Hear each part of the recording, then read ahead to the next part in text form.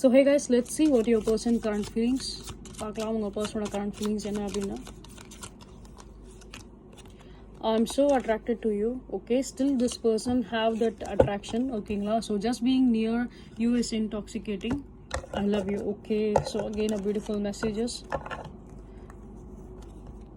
So still இந்த பர்சனுக்கும் உங்களுக்கும் ஏதாவது ஒரு சில காண்டாக்ட் இல்லைனா கூட ஸ்டில் இவங்க வந்து அந்த ஒரு அட்ராக்ஷன் தான் அவங்க மேலே ஃபீல் பண்ணுறாங்க. ஓகே, ஸோ இந்த பர்சன் வந்து பார்த்தீங்க அப்படின்னா லைக் ஸ்டில் அந்த ஒரு யங்காக தான் இவங்க வந்து ஃபீல் பண்ணுறாங்க அப்படின்னு தான் சொல்ல முடியும்.